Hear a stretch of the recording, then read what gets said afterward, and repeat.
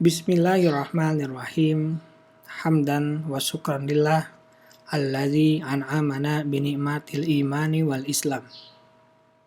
50. Materi pembagian tauhid, tauhid asma wa sifat.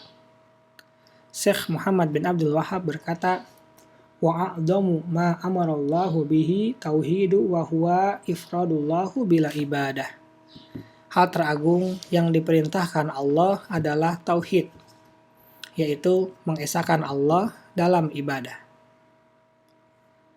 Tauhid asma wa sifat adalah mengesahkan Allah sesuai dengan nama dan sifat yang Dia sandangkan sendiri kepada dirinya dalam kitabnya atau melalui lisan Rasulnya Muhammad Sallallahu Alaihi Wasallam, yaitu dengan menetapkan apa yang ditetapkan Allah dan menafikan apa yang dinafikannya dengan tanpa tahrif atau mengubah, taktil, menafikan, takyif, menetapkan bentuk dan caranya juga tanpa tashbih, menyerupakannya dengan makhluk.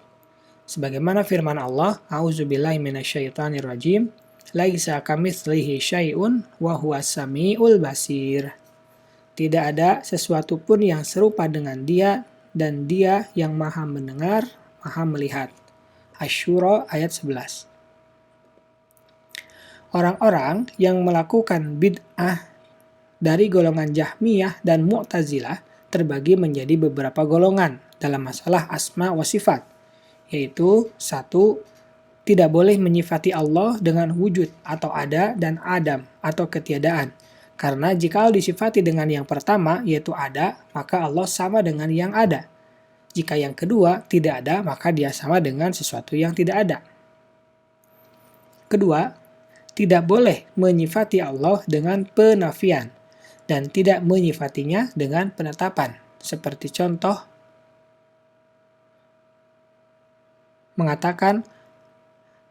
tidak boleh mengatakan Allah hayyun, maha hidup, akan tetapi mengatakanlah Allah tidak mati.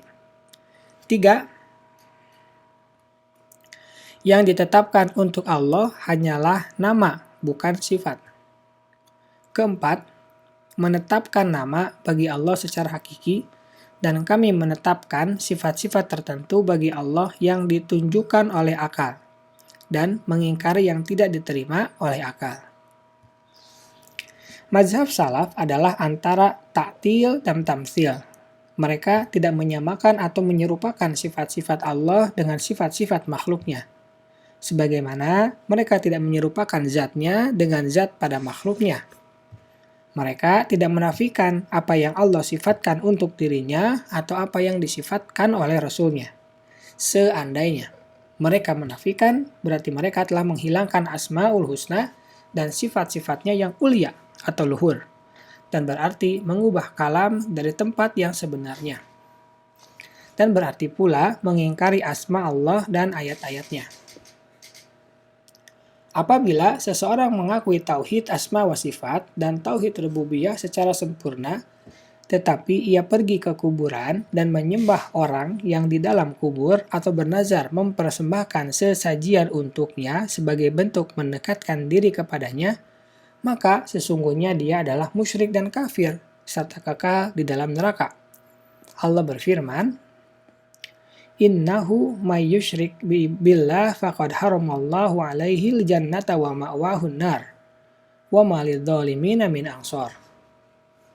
Sesungguhnya barang siapa mempersekutukan sesuatu dengan Allah, maka sungguh Allah mengharamkan surga baginya, dan tempatnya ialah neraka. Dan tidak ada seorang penolong pun bagi orang-orang zolim itu. Al-Maidah ayat yang ke-72. Ibnu Qayyim al-Jauziyah menjelaskan bahwa seluruh ayat Al-Quran mengandung tauhid dan menjadi saksi atas tauhid, serta mengajak kepada tauhid karena Al-Quran berisi 1. Pengabaran tentang Allah, nama-namanya, sifat-sifatnya, dan perbuatan-perbuatannya, yang berarti ini adalah tauhid rububiyah dan asma wa sifat. 2. Dakwah mengajak untuk beribadah hanya kepada Allah saja, tidak ada sekutu baginya, dan meninggalkan segala sesuatu yang diibadahi selain Allah, yang berarti ini adalah tauhid uluhiyah. 3. Perintah dan larangan, serta kewajiban untuk taat kepada Allah dalam perintah dan larangannya. Maka ini adalah hak-hak tauhid dan penyempurnanya. 4. Pengabaran tentang kemuliaan yang Allah berikan kepada orang-orang yang mentauhidkannya dan taat kepadanya, dan apa yang Allah karuniakan kepada mereka di dunia dan kemuliaan di akhirat. Maka ini adalah balasan tauhid. 5. Pengabaran tentang orang-orang yang berbuat syirik dan hukuman yang Allah berikan kepada mereka di dunia, serta azab yang Dia timpakan di akhirat.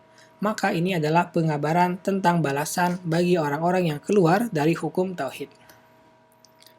Adapun sebagian sifat Allah sebagaimana yang dijelaskan Imam Ibnul Abil Aiz Al-Hanafi adalah 1. Sifat zat yang terdiri dari kodrat atau kuasa Allah, ilmu Allah maha awal lagi maha akhir, kemahahidupan Allah dan maha mengurusi makhluknya. Allah tidak memerlukan arsy dan apa-apa yang di bawahnya. Allah meliputi segala sesuatu, dan fauqiyah atau ketinggian Allah atas segala sesuatu. 2. Sifat perbuatan yang terdiri dari sifat kalam atau berbicara, sifat marah dan ridho, khullah mengasihi secara khusus, dan arsy dan kursi. Subhanaka Allahumma wa bihamdika asyhadu an la ilaha illa anta astaghfiruka wa atubu ilaik. Assalamualaikum warahmatullahi wabarakatuh.